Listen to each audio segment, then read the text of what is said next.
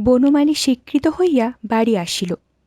কয়েকদিন আগে পাড়াতে একটা বিবাহ গিয়াছে, এখন জামাই আসিয়াছে দিরাগমনে।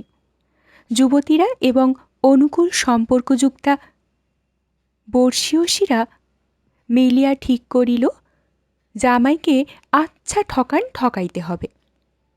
জামাই অনেকগুলি খারাপ কাজ করিয়াছে। প্রথমত, সে তাদের জন্য পান বাতাসা, পানের মশলা এসব আনে নাই। দুপুরে তার স্নানের আগে মেয়েরা গাহিতে লাগিল, জামাই খাইতে জানে, নিতে জানে, দিতে জানে না, তারে তোমরা ভদ্র বইল না। জামাই যদি ভদ্র হইত, বাতাসার হাঁড়ি আগে দিত। জামাই খাইতে জানে, নিতে জানে, ইত্যাদি। কিন্তু তাতেও কুলাইবে না, খুব করিয়া ঠকাইতে হইবে। কিন্তু কিভাবে জব্দ করা যায় তাকে? একজন সমাধান করিল, ভয় কি জামাই ঠকানি আছে, বনমালীর বইন জামাই ঠকানি।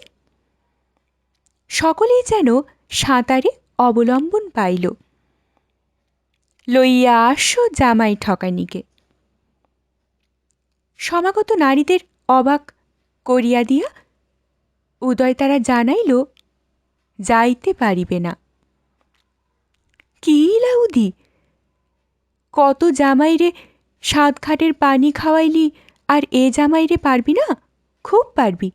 তুই থাকতে জামাই ছাতনাতলা থেকে নাক কান লইয়া ফিরিয়া যাইবে? তোর যাইতেই হইবে। কি লাভ গো জামাইরে ঠকাইয়া? কি লাভ? অনেক লাভ। তোর সুনাম, তোর গেরামের সুনাম, আর তোর সুনামে আমাদের সুনাম। না, এসব আমার ভালো লাগে না, আমি যাইতে পারবো না। নারীরা স্তব্ধ হইয়া গেল। চড়ক পূজার ঢাকে বাড়ি শুনিলে যেমন বেঙ্গার বাপের পিঠের চামড়া লাফালাফি করত, চড়ক গাছের চরকির বড়শিতে সেই চামড়া ফুরিয়া তাকে না ঘোরাইলে লাফানি কমিত না, তেমনি কারো বাড়িতে জামাই আসিয়াছে শুনিলে উদির সোনারূপার হাত দুইখানা নাচানাচি করিত। তারে গিয়া না ঠকানো পর্যন্ত ঠান্ডা হইত না।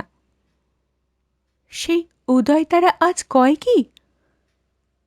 শ্রাবণ মাস শেষ হইয়াছে, পদ্মা পুরানো পড়া শেষ হইল। ঘরে ঘরে মনসা পূজার আয়োজন করিয়াছে, আর করিয়াছে জ্বালাবিহার আয়োজন। বেহুলা সতী মরা লক্ষিন্দরকে লইয়া পুরীর বাহির হইবার সময় শাশুড়ি ও যা দিগকে কতকগুলি সিদ্ধ দান দিয়া বলিয়াছিল, আমার স্বামী যেদিন বাঁচিয়া উঠিবে এই ধানগুলিতে সেদিন চারা বাহির হইবে। চারা তাতে যথাকালেই বাহির হইয়াছিল। এই ইতিহাস পুরাণ রচয়িতার অজানা হইলেও মালোপাড়ার মেয়েদের অজানা নাই। তারা বেহুলার এওস্তানির স্মারক চিহ্নরূপে মনসা পূজার দিন এক অভিনব বিবাহের আয়োজন করে। ধানের চারা বা জ্বালা এর প্রধান উপকরণ, তাই এর নাম জ্বালা বিয়া। এক মেয়ে বরের মতো সোজা হইয়া চৌকিতে দাঁড়ায়, আরেক মেয়ে কনের মতো সাতবার তাকে প্রদক্ষিণ করে দীপদানির মতো একখানা পাত্রে ধানের চারাগুলি রাখিয়া বরের মুখের কাছে নিয়া প্রতিবার নিছিয়া পুছিয়া লয়। এইভাবে জোড়ায় জোড়ায় নারীদের মধ্যে বিবাহ হইতে থাকে, আর একদল নারী গীত গাহিয়া চলে।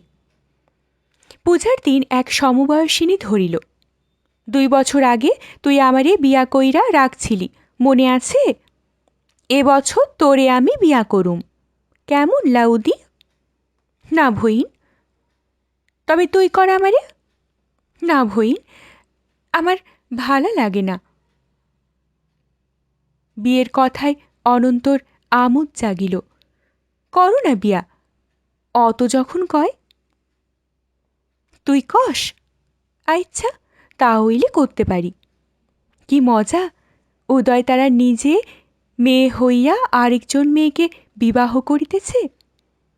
দুইজনেরই মাথায় ঘোমটা, কি মজা। কিন্তু অনন্তর কাছে তার চাইতেও মজার জিনিস মেয়েদের গান গাওয়াটা। তারা গাহিতেছে এই মর্মে এক গান: অবিবাহিত বালিকার মাথায় লখাই ছাতা ধরিয়াছে, কিন্তু বালিকা লখাইকে একটাও পয়সা করে দিতেছে না। ওরে লখাই, তুমি বালিকার মাথায় ছাতা ধরা ছাড়িয়া দে, করিয়া আমি দিব। তারপর সেই দোকানে যায় গো বালা ঘট কিনিবারে। সেই ঘটে মনসার পূজা হইল, কিন্তু মনসা নদী পার হইবে কেমন করিয়া? এক জেলে নৌকা নিয়া জাল পাতিয়াছিল। মনসা তাকে ডাকিয়া বলিল, তোর না খানা দে, আমি পার হই, তোকে ধনে পুত্রে বড় করিয়া দিব। মোহাম্মদী কার্তিক ১৩৫২। উদয়তারার এক ননাসের নাম ছিল মনসা, তাই মনসা পূজা বলিতে পারে না। স্বামী যেমন মান্য, তার বড় বোনও তেমনই মান্য। বরের পিঁড়ি হইতে নামিয়া সে কোণে বউটিকে লক্ষ্য করিয়া বলিল, শাওনাই পূজা তো হইয়া গেল ভইন, সামনে নাও দৌড়ানি, তারপর আর কিছু না। বড় ভালা লাগে এই সব পূজা পালি হুড়ুম দুড়ুম নিয়া থাকতে। কোণে বউ মাথার ঘুমটা ফেলিয়া দিয়া কাঁসের থালায় ধান দুর্বা পঞ্চপ্রদীপ ইত্যাদি তুলিতে বলিল, তারপর অনেক পূজাই তো আছে, দুর্গা পূজা, লক্ষ্মী পূজা, কার্তিক পূজা, ভাইফোঁটা। কিন্তু তা যে অনেক পরের কথা, শাওন মাস, ভাদর মাস, তারপরে তো আসিবে বড় ঠাকুরাইন পূজা। তার শাশুড়ির নাম ছিল দুর্গা, তাই দুর্গা পূজাকে বলে সে বড় ঠাকুরাইন পূজা। ২ মাস তো মোটে, তেমন কি বেশি। ক্ষেত পাথরের জল কমিতে লাগিবে ১৫ দিন, তিতাসের জল কমিয়া তার পারে পারে পথ পড়িতে লাগিবে ১৫ দিন। তখন বর্ষা শেষ হইয়া গিয়েছে। তখন গাং বিলের দিকে চাও পরিষ্কার, দিনের দিকে চাও পরিষ্কার, ঘর বাড়ির দিকে চাও পরিষ্কার। দেখো কি, দেখো না, পরিষ্কার না করিলে পরিষ্কার দেখিবে কি করিয়া? চারিদিকে পূজা পূজা ভাব। লাগিয়া যাও ঘরবাড়ি পরিষ্কার করার কাজে। কিন্তু কি ঘরবাড়ি পরিষ্কার করবা তুমি? ভাঙা ঘরবাড়ি না পুরুষ মানুষ আছে কোন দিনের লাগি? বর্ষাকালে একটানা বৃষ্টির জলে ধার ভাঙিয়াছে, পীড়া ভাঙিয়াছে, ঘন ঘন তুফানের ঠেলায় বেড়াগুলি মুচড়াইয়া গিয়াছে। পুরুষেরা ছন আনিবে, মুলি আনিবে, বাঁশ আনিবে, বেত আনিবে, আনিয়া ঘর দুয়ার ঠিক করিয়া দিবে। তারপর আমরা তিতাসের পাড়ের নরম সোঁদাল মাটি আনিয়া ধার পীড়া ঠিক করিব, লেপিয়া পুছিব, আগের মতো ঝকঝকাইয়া তকতকাইয়া করিব। তাতে কন্যা ১৫ দিন লাগিবে। বাকি ১৫ দিনের মধ্যে ৭ দিনের কাঁথা কাপড় কাচিব, চাটাই মাদুর ধুইব। তারপর ৭ দিন বাকি থাকিতে জল সাবান মাখিয়া দেবী হইয়া বসিয়া থাকিব। দিন আবার ফুরায় না। কি লাউদি, কথা কস না যে, দিন আমার ফুরায় না। একটু আগে এই মেয়েটি তাকে ৭ পাক ঘুরিয়াছে, প্রদীপ আর কপালের কাজখানে ঠেকাইয়া লইয়া তাহা আবার নিজের কপালে ঠেকাইয়াছে। কতকগুলি খই আর অতসী ফুল তার মাথার ওপর ছিটাইয়া দিয়াছে। সত্যিকারের বিবাহের মতোই ভাবভঙ্গি দেখাইয়াছে, অথচ অনেক অর্থহীন অনুষ্ঠানের মতো ইহা একটি পূজা বিশেষের অনুষ্ঠান মাত্র। কিন্তু কি মজার অনুষ্ঠান! 7 বছর আগের কথা মনে করাইয়া দেয়। সেদিন উদয় তারার সামনে বসিয়াছিল অজানা একটা নূতন পুরুষ মানুষ, চুল দাড়ি সুন্দর করিয়া ছাটা, মাথায় জবজবে তেল দিয়া বাঁকা টেরি কাটা। নূতন কাপড়ে তাকে সেদিন দেবতার মতো দেখা গিয়াছিল। বাস্তবিক বিবাহের দিনে পুরুষ মানুষকে কত সুন্দরী না দেখায়, তাকেও কি খুব সুন্দর দেখাইয়াছিল না সেদিন? 3-4 জনে ধরিয়া তাহাকে চুল আঁচড়ানো, তেল সিঁদুর পরানো, চন্দন তিলক লাগানো প্রভৃতি প্রসাধন কর্ম করিয়াছিল। একটা কলার ডগা সে মানুষটার গালে বুলাইয়াছিল। সে তখন ছোট বালিকা মাত্র। বুকটা তার ভয়ে দুরু দুরু করিতেছিল, চাহিতে পারিতেছিল না লোকটার চোখের দিকে, অথচ চারিদিক হইতে লোকজনে চিৎকার করিয়া বলিতেছিল, যা যা, চাইয়া দেখ, এই সময়ে ভালা কইরা চাইয়া দেখ। 4 জনে পিড়ির 4টা কোণা ধরিয়া তাহাকে উঁচু করিয়া তুলিয়াছিল। এই সময় সে একটুখানি চাহিয়া দেখিয়াছিল, মাত্র একটুখানি, আর চাহিতে পারে নাই। অমনি চোখ নত করিয়াছিল। সেদিন মোটে চাওয়া যায় নাই তার দিকে, কিন্তু আজ কতবার চাওয়া যায়, কোনো কষ্ট হয় না। কিন্তু সেই দিনের একটুখানি চাওয়ার মতো তেমন আর লাগে কি? সে চাওয়ার মধ্যে যে স্বাদ ছিল, সে স্বাদ কোথায় গেল? ভাবিতে ভাবিতে উদয়তারা একসময় ফিক করিয়া হাসিয়া ফেলিল। কনে বউ চুল বাঁধিতে বাঁধিতে বলিল, কি লাউদি, হাসলি যে? হাসি পাইল হাসলাম। আচ্ছা, আমি তো তোর বর হইয়াছিলাম, আমার মুখের দিকে চাইতে তোর সময় লাগে নাই? শুনো কথা, সত্যের বিয়ার বরের লজ্জা করলাম না? তুই তো আমার জালার বিয়ার বর। সত্যের বিয়ার বরেরে তোর লাজ করে নাই? কেন লাজ করে নাই? সে কথা এক পরস্তাবের মতো। বর আমার বাপের কাছে মণি খাটত, মা বাপ কেউ ছিল না তার, সুতা পাকাইতো আর জাল বুনত। তখন আমার বয়স 8 বছর, বরের 10 বছর। বাপ সেই না সময়ে বিয়া দিল। একসঙ্গে খেলাইয়াছি, বেড়াইয়াছি, মাছ ধরছি, মাছ কাটছি। আমিনি ডরামুতারে। একটা মজার কথা কই, আমি তো ফুল ছিটলাম তার মাথায়, তখন সে যত ছিটতে লাগলো, কোনো ফুলই আমার মাথায় পড়ল না। ডাইনে বাঁয়ে কাঁধে পিঠে পড়তে লাগলো, কিন্তু মাথায় পড়ল না। কারোরে আমি ছাইরা কথা কই না। আর সে তো আমাদেরই বাড়ির লোক। খুব রাগ হইল আমার। তেজ কইরা কইলাম, ভালা কইরা ছিটতে পারো না? মাথায় পড়ে না কেন ফুল? ডাইনে বাঁয়ে পড়ে কেন? কাজের ভস্যি নাই, খাওনের গোসাই। বরেরে তুই এমনি এমনি গাল দিলি? তোর তো মুখ কম খড়ধারও ছিল না। আমার কি দোষ? আমি তো খালি একবার দিয়াছি। আমার বাবা আর মা এই গাল তারে দিনে 10 বার কইরা দিত। চাকর থাকতো কিনা বাড়িতে, সেই জন্য সকলেই গাল দিত।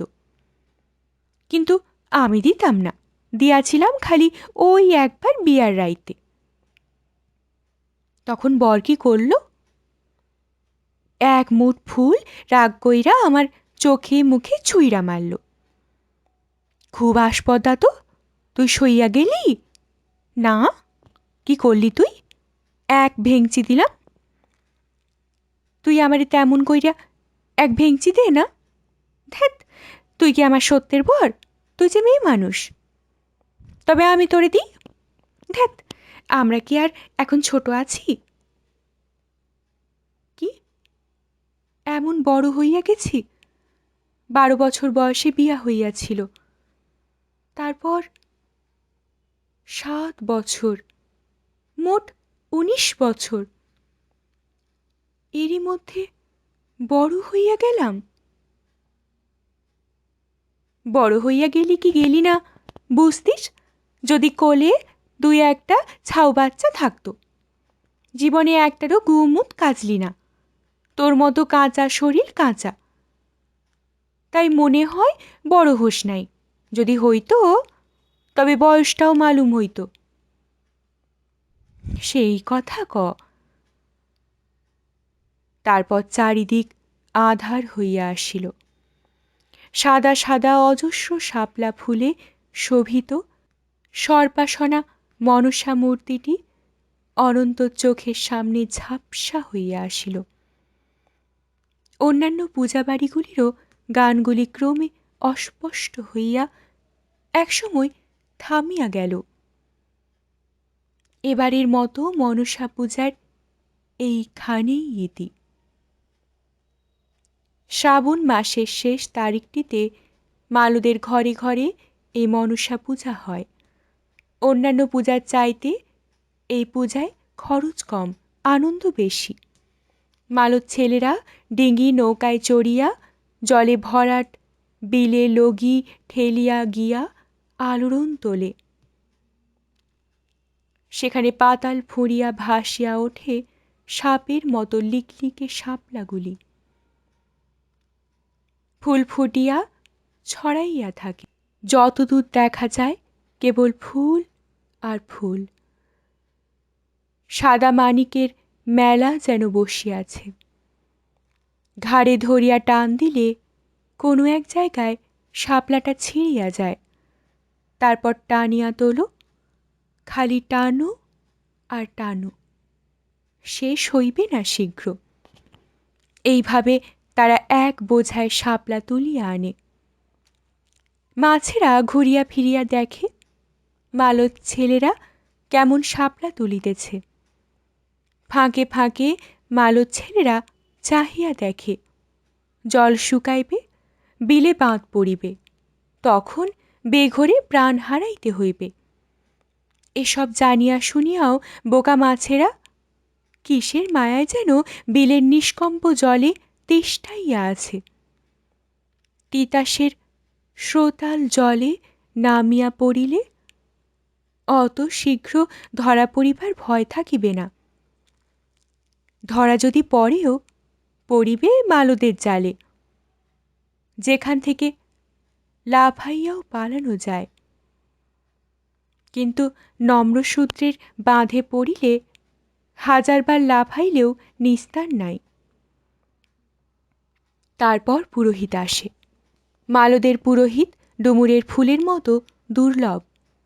একজন পুরোহিতকে 10-12 গাঁয়ে একা একদিনে মনসা পূজা করিয়া বেড়াইতে হয়। গলায় একখানা চাদর ঝুলাইয়া ও হাতে একখানা পুরোহিত দর্পণ লইয়া আসিয়া অমনি তাড়া দেয়, শিগগির।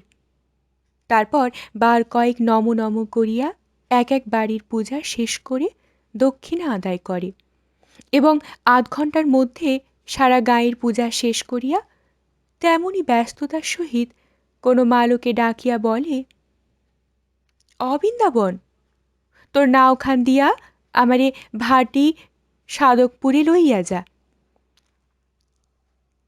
শ্রাবণের শেষ দিন পর্যন্ত পদ্মাপুরাণ পড়া হয়, কিন্তু পুঁথি সমাপ্ত করা হয় না। লক্ষিন্দরের পুনর্মিলন ও মনসা বন্দনা বলিয়া শেষ 2টি পরিচ্ছেদ রাখিয়া দেওয়া হয় এবং তাহা পড়া হয় মনসা পূজার পরের দিন সকালে। সেদিন মালরা সকালে জাল বাহিতে যায় না, খুব করিয়া পদ্মপুরাণ গায় আর খোল করতাল বাজায়।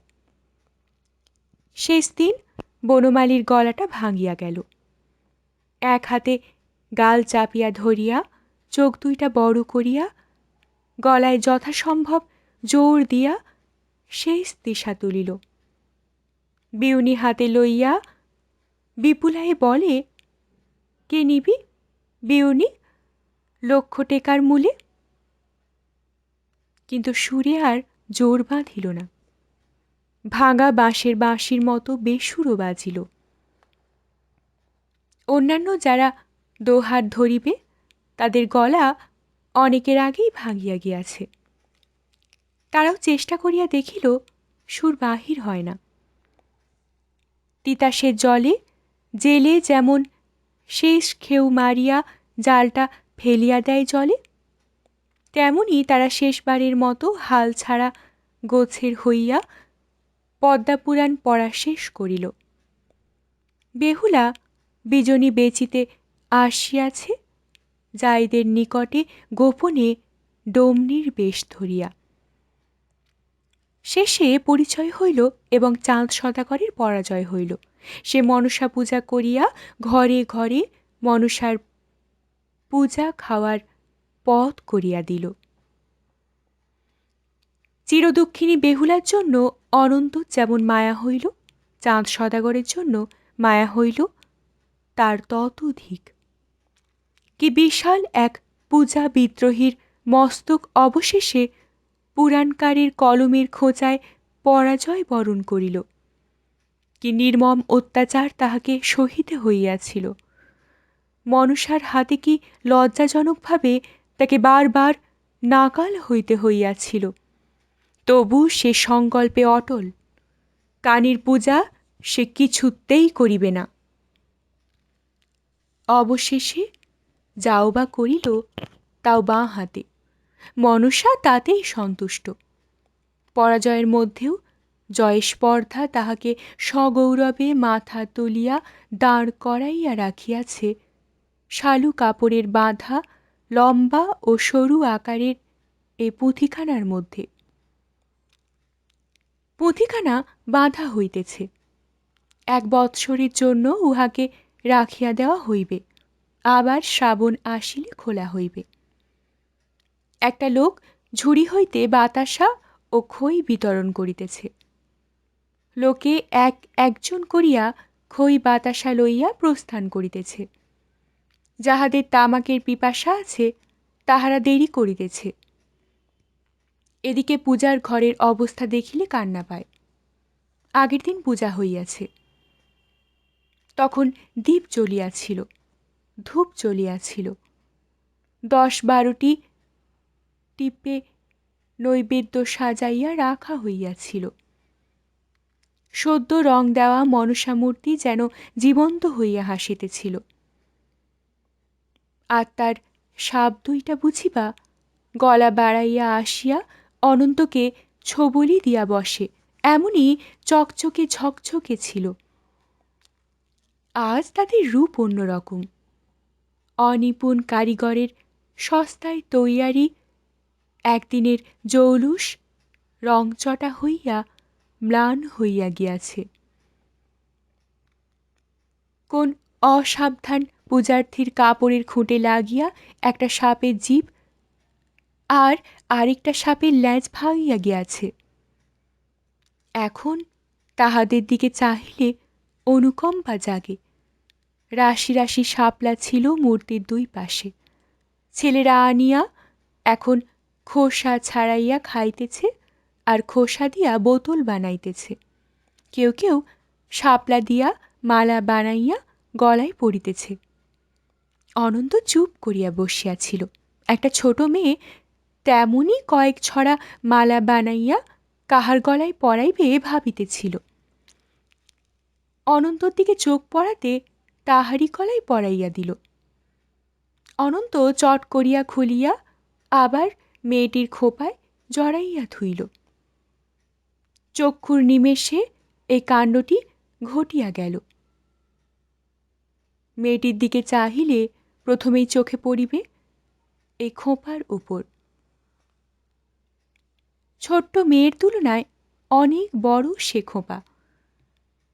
7 মাথার চুল এক মাথায় করিয়া যেন মা বাঁধিয়া দিয়াছে।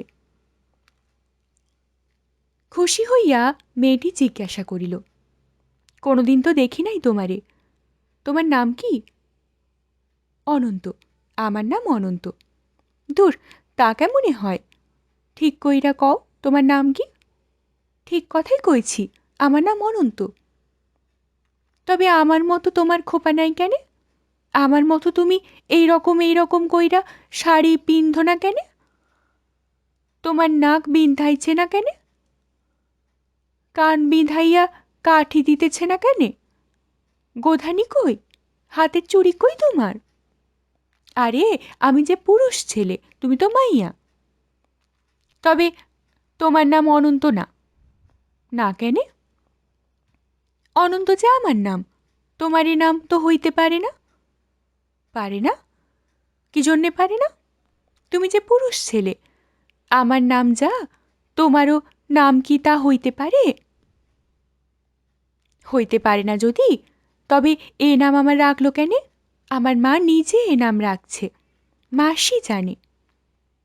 খালি মাসি জানে, আর কেউ না? যে বাড়িতে আছি তারা 2 ভাই বইনে জানে। এই, আর কেউ না? তবে শোনো, আমার নাম রাখছে গণক ঠাকুরে, আর জানে আমার মা বাবা, 7 কাকা, 5 কাকি, 6 দাদা, 3 দিদি, 4 মাসি, 2 পিসি, তাদের ছেলে মেয়ে। আরও কত লোকে যে জানে, আর কত আদর যে করে জানো। তারা আমারে ভয়ানক আদর করে, কেউ মারে না। আমারেও কেউ মারে না। এক বুড়ি মারিতে চাহিয়াছিল, মাসি তাকে বাধা দিল, মারিলও। মাসি বাধা দিল তো মা বাধা দিল না? চাইয়া চাইয়া দেখল বুঝি? কেমন কঠিন মা তোমার। আমার মা হইলে। আমার মা নাই। মেয়েটি এইবার বিগলিত হইয়া উঠিল। নাই? হায়রে কপাল! লোকে কয়, মা নাই যার, ছাড় কপাল তার। মাসি আছে তো? মাসি আছে, তবে একরকম ভালো। লোকে বলে, তীর্থের মধ্যে কাশি, ইষ্টির মধ্যে মাসি, ধানের মধ্যে খামা, কুটুমের মধ্যে মামা। অনন্ত মনে মনে ভাবিল, বাবা, খুব যে শোলক ছেড়ে। উদয়তারার কাছে একবার নিয়া গেলে মন্দ হয় না। আচ্ছা, আমারে তোমার মাসির কাছে নিয়া চলো না? কি কইরা নিয়া যাই? সে যে অনেক দূর, নাওয়ে গেলে 1 দুপুরের পথ। মানুষে কি মানুষের দূরের দেশে নিয়া যায় না? যায়, কিন্তু এখন যায় না। বৈশাখ মাসে সেখানে তিতাসের পাড়ে মেলা হয়, তখন নিয়া যায়। অনেক দূর হইতে অনেক মানুষ সেখানে অনেক মানুষের নিয়া যায়। তখন আমারেও তুমি নিয়া যাইও, কেমন? আমার তো নাও নাই, তবে বনমালীরে কইয়া রাখুম, তার নাওয়ে যাইতে পারবা। ও, পরের নাওয়ে যামু? বাবা যাইতে দিলে তো? খালের ট্যাকের ভাঙা নাওয়ের খোড়ল হইতে খুঁজিয়া 7 দিনের অনাহারী মানুষ আমারে যে জন বাহির করিয়া আনিল, তারে কও তুমি পর? কি যে কও তুমি? মেয়েটির চোখ মুখ উজ্জ্বল হইয়া উঠিল। খালের ট্যাকে ভাঙা নাওয়ের খোড়লে তুমি থাকতা? ডর করত না তোমার? রাতে দেওদৈত্যী যদি উপস্থিত হইত? কও না গো, কি কইরা তুমি সেখানে থাকতা একলা? সে এক পরস্তাবের কথা, কইতে গেলে 3 দিন লাগব। তোমার গাঁয়ে আমারে নিয়া যাইবা, সেই নাওখান দেখাইবা? আচ্ছা, নিয়া যামু। যাইবা যে, তোমার মাসি আমারে আদর করবে তো তোমার মতো? তোমারে করবে আদর? আমারেই বইকিয়া বাহির কইরা দিল? কও কি, বাহির করিয়া দিল? আর ডাকিয়া ঘরে নিল না? না, তবে গিয়া কাম নাই। তুমি বরং আমাদের বাড়িতে চলো। কোনোদিন কেউ তোমারে বকিয়া বাহির করিয়া দিবে না। যদি দেয়ও, আমি তোমারে ডাকিয়া ঘরে নিব। কথাগুলি অনন্তর খুব ভালো লাগিল। এক ঘর ভর্তি লোকের মধ্যে থাকিতে খুব ভালো লাগিবে। সেখানে 10টি লোকে 10 রকমের কথা বলিবে, বেশ হাতে কাজ করিবে, 10 মুখে গল্প করিবে। একটা কলরবে মুখরিত থাকিবে ঘরখানা। তার মধ্যে এই চঞ্চল মেয়েটি তার সঙ্গে খেলা করিবে, জাল বোনা মাছ ধরা খেলা। অনন্ত সত্যিকারের জেলে হইয়া নাওয়ে না ওঠা পর্যন্ত তাকে এই খেলার মধ্যে দিয়া জাল ফেলা, জাল তোলা আয়ত্ত করিতে হইবে। একটা করুণ সুর তার মনে গুনগুন করিয়া উঠিল। তার জগৎ বেদনার জগৎ। এ জগতে হাসি নাই, আমোদ নাই, আপনজন না থাকার ব্যথায় তার জগৎ পরিম্লান। আকাশে তারা আছে, কাননে ফুল আছে, মেঘে রং আছে, তিতাসের ঢেউয়ে সে রঙের খেলা আছে। সব কিছু নিয়েও এই রূপোন্মত্ত বহির্বিশ্ব তার মনের ম্লানিমার সঙ্গে একাকার। একটার পর একটা সাগরের ঢেউয়ের মতো কি যেন তার সারা মনটা ডুবাইয়া চুবাইয়া দেয়। তখন সে চাহিয়া দেখে, কুল নাই, সীমা নাই, খালি জল আর জল। দুই তীরের বাঁধনে বাঁধা তিতাসের সাধ্য কি সে জল আগলায়? এ যেন বার দরিয়ার নোনা জল। ছোট তটিনীর সকল নৃত্যবিলাসকে তলাইয়া দিয়া জাগিয়া থাকে শুধু এক টানা হাহাকার। অনন্ত ইহার কারণ বিশ্লেষণ করিতে চায় মনে মনে। দেখে এত বিশাল বিপুল সময়ের মহাস্রোতে সে বুঝিবা একখণ্ড দুর্বল কুঠার মতো ভাসিয়া চলিয়াছে। কিছুদিন আগে একমাত্র মাকে আপন বলিয়া জানিত, তারপর মাসি, কিন্তু সে যে আসলে তার কেউ না। অনন্তর এ বোধ আছে, বনমালী উদয়তারা এরাও 2 দিনের পথের সাথী। এরা যেদিন মাসির মতোই তাকে পর করিয়া দিবে, সেদিন সে কোথায় যাইবে? কোথায় আর যাইবে? একটা পান্থশালা জুটিয়া যাইবেই। যে ছাড়িতে পারে তার জুটিতেও বিলম্ব হয় না। পান্থশালার মতো এই মেয়েটির সংসারে ঢুকিয়া পড়িলে ক্ষতি কি? 3টি নারী একযোগে অনন্তর সামনে আসিয়া দাঁড়াইল। মাসি তার একান্তই অসহায়। তিক্ত বিরক্ত বাপ মার অনাত্মীয় পরিবেশে সে নিতান্তই অসহায়। অতীতের সঙ্গে তার বর্তমানের যে যোগসূত্র আছে, ভবিষ্যতের দিকে পা বাড়াইয়া সে সূত্র ছিন্ন বিচ্ছিন্ন। একটা নগণ্য খড়কুটার মতোই সেও সময়ের মহাস্রোতে ভাসিয়া চলিয়াছে। তিতাসের জলে হাজারো খড়কুটা ভাসিয়া যায়, কিন্তু কোনো না কোনো মালোর জালে তারা আটকা পড়িবেই পড়িবে। কিন্তু মাসির ভবিষ্যৎ কোনো অবলম্বনের গায়েই আটকা পড়িবে না। আর উদয়তারা, অনেক বেদনা তার মনে জমা হইয়া আছে, কিন্তু বড় কঠিন এ নারী। হাস্য পরিহাসে প্রবাদে শ্লোকে সব বেদনা ঢাকিয়া সে নারী সবসময় মুখের হাসি নিয়া চলে। তাহাকে জব্দ করিবে এমন দুঃখ বুঝি বিধাতাও সৃষ্টি করিতে পারে নাই। মাসি তার মতো সকল দুঃখকে অগ্রাহ্য করিয়া চলিবার ক্ষমতা পাইল না কেন? হায়, তাহা যদি সে পাইত, অনন্তর মতো অনেক ভাবনা হইতে নিষ্কৃতি পাইত। আর এই হাস্যচঞ্চল মেয়েটি, এর জীবন সবই শুরু হইয়াছে। সে নিজে যেমন চাঁদের রোশনি, তেমনি অনেক থমথমে আকাশের তারাকে সে কাননের ফুলের মতো বোঁটায় আঘাত করিয়া ফুটাইয়া ছিটাইয়া হাসাইতে মাতাইতে সক্ষম। সে যদি সব সময় তার সঙ্গে সঙ্গে থাকিতে পারিত, তবে তার মনে ম্লানিমাটুকু একটু একটু করিয়া ক্ষয় হইয়া যাইত। মেয়েটি হঠাৎ হাসিতে ফাটিয়া পড়িল।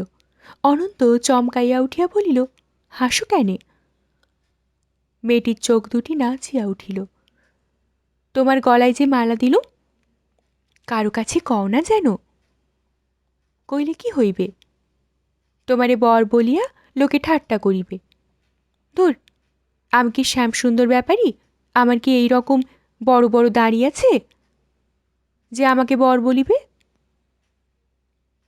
বরের বুঝি লম্বা দাড়ি থাকে? মিথ্যুক! আমি নিজের চোখে দেখলাম, মা আমাকে সঙ্গে করিয়া নিয়া গিয়াছিল, আরও কত লোকে দেখিতে গিয়াছিল। তারা বলিতেছিল, এতদিন পরে বরের মতো বর দেখিয়া নয়ন সার্থক করিলাম। বুঝিয়াছি, বুড়া বর। সে বুড়া, কিন্তু তুমি তো বুড়া না। অনন্ত বুড়া কিনা ভাবিতে দেখিতে গিয়া সব গোলমাল করিয়া ফেলিল। এমন সময় ডাক আসিল, কইল, অনন্তবালা, ও সোনার মা। মায়ের আহ্বান, আদুরে মেয়ে। মা তাকে ডাকিতে দুইটি নামই ব্যবহার করেন। খাওয়ার সময় হইয়াছে, তার আগে নাইবার জন্য এই আহ্বান। অন্য একটি মেয়ে শাপলা চিরিয়া বোতল বানাইয়া তাতে গ্রন্থি পড়াইতেছিল। সে মাথা না তুলিয়ায় ছড়া কাটিল। অনন্তবালা, সোনার মালা, যখন পিন্ধি তখনই ভালা। দেখলে তো, আমার নাম কতজনে জানে। মা ডাকছে, আমি যাই। যে কথা কইলাম কারো কাছে কইও না, কেমন? না, আমি কিন্তু কইয়া দিমু। কি? তুমি আমার খোপায় মালা দিয়াছ, সেই কথা। কার কাছে? মার কাছে। আরে না না, মা তোমাকে বকবে না, আদর করবে। তুমিও চলো না আমাদের বাড়ি, যাবে? অনন্ত দৃঢ়তা ব্যঞ্জক স্বরে বলিল, না। মাসির জন্য তার মনটা এই সময় বেদনায় টনটন করিয়া উঠিয়াছিল। এই সময় তিতাসের বুকে কিসের বাজনা বাজিয়া উঠিল। ছেলের দল পূজার বাড়ি ফেলিয়া দৌড়াইয়া চলিল গাঙের দিকে। সকলেরই মুখে এক কথা, দৌড়ের নাও, দৌড়ের নাও। নামটা অনন্তর মনে কৌতূহল জাগাইল। অনেক নাও সে দেখিয়াছে। এ নাও তো কই দেখে নাই। ঘাটে গিয়া দেখে, সত্যি এ দেখিবার জিনিসই বটে। অপূর্ব, অপূর্ব। রাঙা নাও, বর্ষার জলে চারিদিকে একাকার। এদিকে ওদিকে কয়েকটি পল্লী যেন বিলের পানিতে স্নান করিয়া স্তব্ধ হইয়া দাঁড়াইয়া আছে। তিতাসের বুক সাদা, তার পাড়ের সীমার বাহিরে শাপলা শালুকের পান। অনেক দূরে ধান ক্ষেত, পাট ক্ষেত, তারাও জলে ভাসিতেছে। নৌকাটি তিতাস পার হইয়া দূরের একখানা পল্লীর দিকে রোহ করিয়াছে। গলুইটা জলের সমান নিচু। সরু ও লম্বা পাছাটা পেটের পার হইতে উঁচু হইয়া গিয়া আকাশে ঠেকিয়াছে। হালের কাঠিটা তির্যকভাবে আকাশ ফুঁড়িবার মতলবে যেন উঁচাইয়া উঠিয়াছে। তাহাতে ধরিয়া একটা লোক নাচাইতেছে আর পাটাতনে পদাঘাত করিতেছে। লোকটাকে একটা পাখির মতো ছোট দেখাইতেছে। ডরার ওপর দাঁড়াইয়া একদল লোক খোল করতাল বাজাইয়া সারি গাহিতেছে, আর তাহারই তালে তালে দুই পাশে শত শত বৈঠা উঠিতেছে নামিতেছে। জল ছিটাইয়া কুয়াশা সৃষ্টি করিতেছে। কিন্তু অনেকক্ষণ ধরিয়া দেখিতে পাওয়া গেল না। পল্লীর গাছপালা, ঘর বাড়ি আড়ালে ঢাকা পড়িয়া গেল। ছেলেরা অনন্তকে সান্ত্বনা দিল। গায়ের এ পাশ দিয়া আড়ালে পড়িয়াছে, ও পাশ দিয়া নিশ্চয়ই বাহির হইবে, কিন্তু আর বাহির হইল না। কেন বাহির হইল না জিজ্ঞাসা করিতে ছেলেরা জানাইল, হয়তো ও গাঁয়ের ও পাশটিতে ওদের ঘরবাড়ি। নৌকা সাজাইয়া রং করাইয়া লোকজন লইয়া তালিম দিতে গিয়াছিল। 5 দিন পরেই বড় নাও দৌড়ায়নি কিনা। নাও কেমন চলে দেখিবার জন্য এক পাক ঘুরিয়া আসিয়াছে। এখন ওদের ঘাটে নাও বাঁধিয়া যে যার বাড়ি খাইতে চলিয়া গিয়াছে। আর নয়তো ও গায়ের আড়াল দিয়া সোজা চলিয়া গিয়াছে দূরের কোনো থলায় দৌড়াইবার জন্য। শেষের কথাটাই অনন্তর নিকট অধিক যুক্তিসঙ্গত মনে হইল। যেরকম সাপের মতো হিস হিস করিয়া চলিয়াছিল, ও গায়ে উহা থামিতেই পারে না। সারা গায়ে লতা পাতা সাপ ময়ূরের ছবি লইয়া রঙিন দেহ একের পর এক পল্লীর পাশ কাটাইয়া আর হাজার হাজার ছেলে মেয়ের মতো পাগল করিয়া ছুটিয়াই চলিয়াছে। সারাদিন চলিবার পর কোথায় রাত্রি হইবে কে জানে। মোহাম্মদী অগ্রহায়ণ 1352। মহাযুদ্ধের সূচনা। চৈত্র মাসের খরায় যখন মাঠঘাট তাঁতিয়া উঠিয়াছিল, তখন বিরামপুর গ্রামের কিনারা হইতে তিতাসের জল ছিল অনেকখানি দূর। পল্লীর বুক চিরিয়া যে পথগুলি তিতাসের জলে আসিয়া মিশিয়াছিল, তারা এক একটা ছিল এক দৌড়ের পথ। কাদিরের ছেলে ছাদির তার 5 বছরের ছেলে রমুকে তেল মাখাইয়া রোজ দুপুরে এই পথ দিয়া তিতাসে গিয়া স্নান করিত। ছাদির তাহাকে কোলে করিয়া ঘাটে যাইত, আর তার পেটের ও মুখের জপজপে তেল তার বাপের কাঁকালে ও কাঁধে লাগিত। বাঁ হাতে বাপের হাত ধরিয়া ডান হাতে সেই তেল মাখাইয়া দিতে দিতে মাঝপথে সে জেদ ধরিত, বাপ তুই আমারে নামাইয়া দে। কিন্তু বাপ কিছুতেই নামাইত না, বরং তার নরম তুলতুলে শরীরখানা দিয়া নিজের শক্ত পেশিবহুল শরীরে রগড়াইতে থাকিত। আর মনে মনে বলিত, কি যে ভালো লাগে। তারপর ঘাটে গিয়া এক খামচা বালি তুলিয়া নিজে দাঁত মাজিত এবং ছেলের দাঁতও মাজিয়া দিত।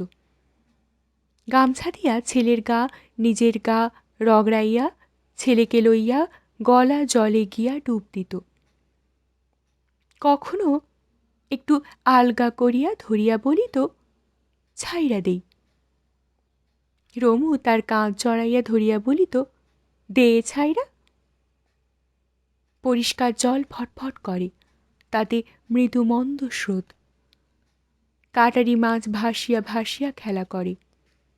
বাপ বেটার গায়ের তেল জলের ওপর ভাসিয়া বেড়ায়। তারই নিচে থাকিয়া ছোট ছোট কটা কাটারি মাছেরা ফুটো ছাড়ে। রমু হাত বাড়াইয়া ধরিতে চেষ্টা করে, পারে না। ধরিত্রীর সারাটি গা ভীষণ গরম, একমাত্র ঠান্ডা এই ভেতরের তলা। জল তার বহির্বয়বে ধরিত্রীর উত্তেজনা ঠেলিয়া নিজের বুকের ভেতরটা সুশীতল রাখিয়াছে। এই দুই বাপ বেটার জন্য অনেকক্ষণ ঝাঁপাইয়া ঝুপাইয়াও তৃপ্ত হয় না। জল হতে ডাঙায় উঠিলেই আবার সেই তো গরম। ছাদির শেষে রমুকে বলিল, তুই কান্দে ওঠ, তরি লইয়া পাতাল যামু। রমু কার কাছে যেন গল্প শুনিয়াছে, জলের তলে পাতাল নাগিনী বাস করে। বলিল, না বাজান, পাতাল গিয়া কাম নাই। শেষে তরে সাপে খাইলে আমি কি করুম ক। ছেলেপিলের ভয় ডর ভাঙাইতে হয়, তাই ধমক দিয়া তাকে সাপের গোষ্ঠীরে নিপাত করি। তুই কান্দে ওঠ। বাপের 2 হাতের 2 আঙুলে শক্ত করিয়া ধরিয়া রমু তার কাঁধে পা দেয় এবং কাঁপিয়া কাঁপিয়া শরীরে ভারসাম্য রাখিতে রাখিতে অবশেষে শটান স্থির হইয়া দাঁড়াইতে পারিল। শেষে খুশির চোটে হাততালি দিতে দিতে বলিল, বাপ, তুই আমারে লইয়া এবার পাতাল যা। ছেলের খুশিতে তারও খুশি উপচাইয়া উঠিল। সেও হাত দুইটা জলের ওপর তুলিয়া তালি বাজাইতে বাজাইতে বলিল, দম্ম দম্ম তাই তাই ঠাকুর লইয়া পুবে যাই, দম্ম দম্ম। ঘাটে নানা বয়সের স্ত্রীলোকেরা জল নিতে, বাসন ধুইতে, নাইতে আসিয়াছিল। কেউ কেউ বলিল, কি রকম কুয়ারা করে চাইয়া দেখ, ওইব না কম বয়সে পুলা পাইছে, পেটে থুইব না পিঠে থুইব, দেশ করতে পারে না। জল হইতে উঠিয়া ছেলের গা মুছাইয়া ছোট্ট দুই হাতি লুঙ্গিখানা পরাইয়া বলিল, এইবার হাইটটা যা। কয়েক পা গাইয়া শক্ত মাটিতে পা দিয়া দেখে আগুনের মতো গরম। পা ছুঁয়াইলেই পুড়িয়া যাইতে চায়। করুণ চোখে বাপের মুখের দিকে চাহিয়া বলে, বাপ, আমারে কোলে নে, হাঁটতে পারি না। বাপের কোলে চড়িয়া তার বুকের লোমগুলির মধ্যে কচি গালটুকু ঘষিতে ঘষিতে রমু বলিল, বাপ, তুই আমারে খরম কিন্না দে, এরকম ছোট্ট ছোট্ট দুইখান খরম, তাহলে আর তোর কোলে উঠতে চামু না। আহ্লাদ কত দেখো না, চাষার ছেলে আবার মুন্সিগিরি, পায়ে গরম লাগে। এইটুকুতে পায়ে গরম লাগলে জমিনে কাজ করবি কি করিয়া? উঠানে পা দিবার আর একটু বাকি আছে। তিতাস হইতে এক চিলটা খাল গ্রামখানাকে পাশ কাটাইয়া সোজা উত্তর দিকে গিয়াছে। মেটে হাঁড়ি কলসি ভর্তি বোঝাই একটা নাও জোয়ারের সময় খালে ঢুকিয়া পড়িয়াছিল। ভাটায় আরেকটা পড়িয়াছে। লাল কালো হাঁড়িগুলি খালের পাড় ছড়াইয়া উঁচু হইয়া উঠিয়াছে। এখান হইতে দেখা যায় রোদে সেগুলি চিকচিক করিতেছে। সেদিকে আঙুল বাড়াইয়া রমু বলিল, আমি তোমার মতো ক্ষেত চমু না, পাতিল ব্যাপার করুম। ঠুনকা জিনিস লইয়া তারা গাঙে গাঙে চলাফেরা করে। নাওয়ে নাওয়ে ঠেস টাক্কুর লাগলে মাইরটা জিনিস ভাঙ্গা চুরমুচুর হইয়া যায়। তুই যেরকম উডমুখা, তুই নি পারবি পাতিলের ব্যাপার করতে? তাইলে আম কাঁঠালের ব্যাপার করুম। নাওয়ে আম কাঁঠাল বড় পচে, কোনো কারণে দুই একটাতে পচন লাগলে এক ডাকে সবগুলি পচন লাগে, তখন নাও ভর্তি আম কাঁঠাল জলে ফেলিয়া দিতে হয়। লাভে মূলে বিনাশ।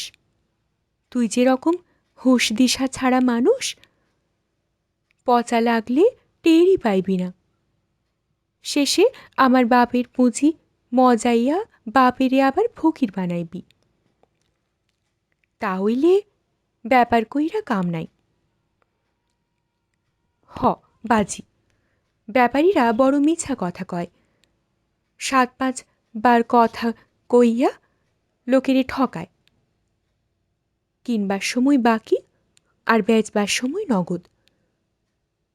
আর যে পাল্লা দিয়া জিনিস মাপে তারে কিনবার সময় রাখে কাইত কইরা, আর বেচবার সময় ধরে চিত কইরা।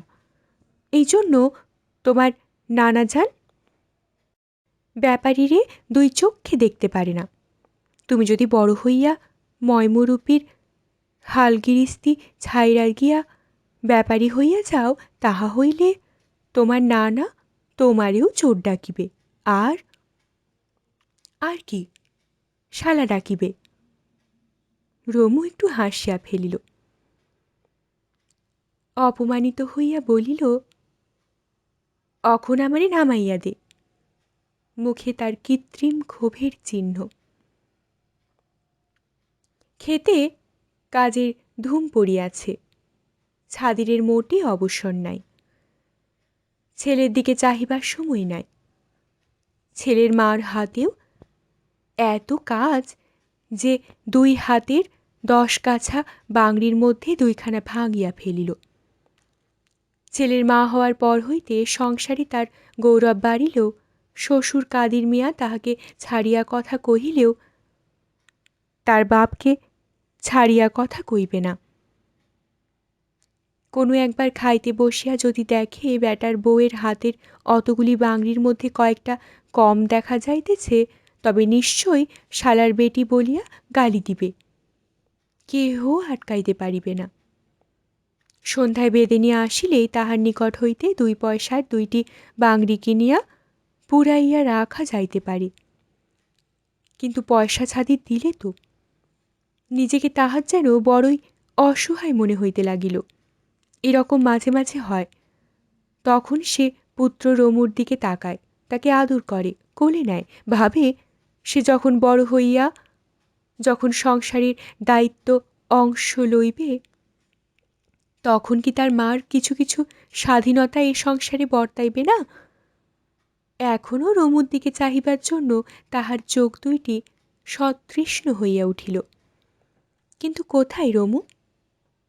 রমু ততক্ষণে খালের পাড়ে। হাড়ি বোঝাই নৌকাটির জন্য সারাক্ষণ তার মন কৌতূহলী হইয়া থাকিত।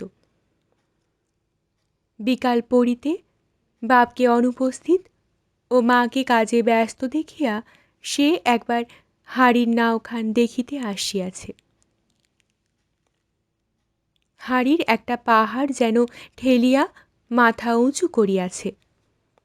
নৌকাখানা বড়, চারদিকে খুঁটি গাড়িয়া খোয়ার বানাইয়া হাড়ির কারি পড়তে পড়তে বড় করিয়াছে। সকালে ঝুড়ি ঝুড়ি হাড়ি বিক্রয় করিতে গায়ে গিয়াছিল। ধান করি লইয়া ফিরিয়া আসিয়া রাঁধিয়াছে, খাইয়াছে। এখন উহারা বিশ্রামে ব্যস্ত। বিরাট একটা দৈত্যের মতো নাওখানা এখানে আটকা পড়িয়াছে। জল শুকনা, নড়িবার চড়িবার ক্ষমতা নাই, কিন্তু লোকগুলির মনে সেজন্য কোনো দুশ্চিন্তা দেখা যাইতেছে না। তারা যেন দিনের পর দিন এইভাবে ঝুড়ি ঝুড়ি হাঁড়ি লইয়া গাওয়াল করিতে যাইবে। তারপর সব হাঁড়ি কলসি বিক্রয় হইয়া গেলে একদিন জোয়ার আসিবে, তিতাসের জল ঠেলিয়া খালে আসিয়া ঢুকিবে, এবং বহুদিন পর এই বিরাট দৈত্য গা নাড়া দিয়া উঠিবে। ইহার পর আর তাহাদিগকে কোনো দিন দেখা যাইবে না। প্রতিবারই নূতন নূতন গায়ে গিয়া ইহারা পাড়ি জমাইবে। তাই কি তাহাদের মনে ফুর্তি? ঠান্ডা হাওয়া দিয়াছে, একজন 12 মাসি গান তুলিয়াছে। ও কি হায় রে হায়, এহি তো চৈত্রিনা মাসে গিরস্তি বুনে বীজ, আন গো কাটরা ভরি খাইয়া মরি বিষ, বিষ খাইয়া মইরা জামু, কানবে বাপ মায়, আর তো না দিবে বিয়া পরবাসীর ঠাই। রমু তীরে দাঁড়াইয়া মুগ্ধ হইয়া শুনিতেছিল। খালের ওপারে কচি হাতে দাঁড়াইয়া আরও একজন শুনিতেছিল সেই গান। সে ছাদির। কি একটা কাজের কথা মনে পড়ায় সকাল সকাল কাজ সারিয়া বাড়ি ফিরিতেছিল সে। গান চলিতে লাগিল, স্তবকের পর স্তবক, পদের পর পদ। বিরহ বেদনাচ্ছন্ন করুণ সুরের গানখানা বৈকালিক ঠান্ডা হাওয়াকে বিষাদে ভারী করিয়া তুলিয়াছিল। এক বিচ্ছেদাকুলা নারীর এক বুক সেধা ফরিয়াদ পাতিল ব্যাপারীর কণ্ঠস্বরে যেন ধরা দিয়াছে। সে নারী মাসের পর মাস প্রিয় বিচ্ছেদের দুঃখ ভার গানের তানে হালকা করিয়া দিতেছে। আসিল আষাঢ় মাস। ও কি হায় রে হায়, এহি তো আষাঢ় মাসে গাঙে নয়া পানি। কত কত সাউদের নাওরে ওজান আর ভাইট টানি। যেহ সাধু পাছে গেছে সেহ আইল আগে, হাম নারীর প্রাণের সাধু খাইছে লঙ্কার বাঘে। অবশেষে আসিল পৌষ মাস। ও কি হায় রে হায়, এহি তো পৌষ না মাসে পুষ্প অন্ধকারী, এমন সাধের যৌবন রাখিতে না পারি। কেন চাই রে আরে আরে, কেহ চাই রে রইয়া, কতকাল রাখিব যৌবন লোকের বৈরী হইয়া। একটু পরে সন্ধ্যা নামিবে, বৌঝিয়েরা ওপারের ওই পথ দিয়া নদীতে যাইতেছে, কেহ কেহ ফিরিয়া আসিতেছে। গানের কথাগুলি শুনিয়া ছাদির ব্যথিত হইল, ডাকিয়া বলিল যে ও পাতিলের নাইয়া, এ গান তোমরা এখানে গলা ছাইয়া গাইও না, নিষেধ করলাম। পলকে গান থামিয়া গেল। বাধা পাইয়া গায়কের মুখ বেদনায় মলিন হইয়া পড়িল। কোনো উত্তর না দিয়া সে মাথা নিচু করিল। ছাদিরের মনে বড় কষ্ট হইল। তাই তো, ও তো কেবল গানই গাহিয়াছে, গানের কথার ভিতর কি আছে না আছে সেদিকে তো তার লক্ষ্য ছিল না। আপন সুরে আপনি মাতোয়ারা হইয়া সে তো কেবল কোন বিস্মৃত যুগের কোনো বিরহিণী নারীর কথাগুলি বৈকালী হাওয়ায় মাঠের বুকে ঢালিয়া দিয়াছে মাত্র। তার দোষ কোথায়? হাঁটু জলে খাল পার হইয়া ছাদির এপারে আসিল। তারপর ছেলের হাত ধরিয়া ফিরিতে ফিরিতে ঘাড় বাঁকাইয়া বলিল, গান থামাইলা কেনে? গুনগুনাইয়া গাও, গুনগুনাইয়া গাও। উঠানের বুকটা চিতানো, জল জমিতে পারে না, সব সময় শুকনো, ঠন ঠন করে। বিকালে এক পাল হাঁস মুরগি সেখানে ঝি পুত লইয়া চড়িয়া বেড়াইয়াছে এবং সারাটা উঠান নোংরা করিয়াছে। গোলায় অজস্র ধান। সারা বছর খাইয়া বিলাইয়া হাঁড়ি পাতিল খইয়ের মোয়া রাখিয়াও সে ধান কমে না, এমনই অজস্র। ঢেকি ঘরে সাপের গর্ত ধরা পড়িয়াছে। মাটি খুঁড়িয়া নিঃসন্দেহ না হওয়া পর্যন্ত সেখানে গিয়া ধান ভানা চলে না। জ্যোৎস্না রাতের সাঁঝ সেই উঠানের একদিকে ননদদের লইয়া ধান ভানিতে হইবে। অবিবাহিতা সব ছোট বড় পড়শি ননদদের লইয়া। মস্ত বড় ঝাঁটাখানা দুই হাতে ধরিয়া কোমর বাঁকাইয়া অত বড় উঠানখানা ঝাড়ু দিয়া শেষ করিতে করিতে বেলাটুকু ফুরাইল। নবমী তিথির ঝাপসা চাঁদের আলোয় সেই উঠান চকচক করিয়া উঠিল। এমন সময় দেখা গেল খালের কিনারা হইতে গোপাটের পথ ধরিয়া একটা লোক আগাইয়া আসিতে আসিতে একেবারে উঠানের কোণে আসিয়া পা দিল। চার ভিটায় চারখানা বড় ঘর, কোনা খামচিতে আরও ছোট ছোট ঘর কয়খানা আছে। উঠানের পূর্ব দক্ষিণ কোণ দিয়া পূর্ব দক্ষিণ দুই ঘরের ছায়ায় আসিয়া লোকটা থমকাইয়া দাঁড়াইল। চাপা গলায় ডাক দিল, পেশকারের মা, অখুকি। খুকি ঝাঁটা নামাইয়া আগাইয়া আসিল। বাজান তুমি? হা আমি। ঘরে আসো। হ্যাঁ, ঘরেই যামু, এবার আর বাইরে থাকুম না। পিঠে গাতি বাইধ্যা আইছি। গালাগালি করলে আমিও করুম, মারামারি করলে আমিও করুম, আমি তৈয়ার। খুশি অপমানে মাথা নিচু করিল। তোর পেশকার কই? উত্তর ঘরে বাপের সাথে কিচ্ছা কইতাছে। ও, বড় পেশকার কই? খুশি ফিক করিয়া একটু হাসিল। হউরের কথা কও? তাইনে বাজার গেছে। কাদির বাজার হইতে আসিলে তিনজনে তাহার নিকট 3 রকমের 3 প্রস্থ নালিশ জানাইবে, স্থির হইয়া রহিল। খুশির পেটে রমুর একটা ভাই আসিয়াছে। এই বিরাট সংসার হইতে সে কিছুদিনের জন্য ছুটি নিয়া বাপের বাড়িতে যাইতে চায়। বাপ মুহুরী, তার বাড়িতে হাল নাই, গৃহস্থী নাই, সারাদিন কাজের ঝামেলা নাই। এই হাজার কাজের ঝামেলা হইতে দিন কয়েকের ছুটি নিয়া সেখানে একটু নিঃশ্বাস ফেলিতে চায় সে। বাপ এ কথাই জানাইতে আসিয়াছে কাদিরকে, কিন্তু তাহার নিজের বলার সাহস নাই।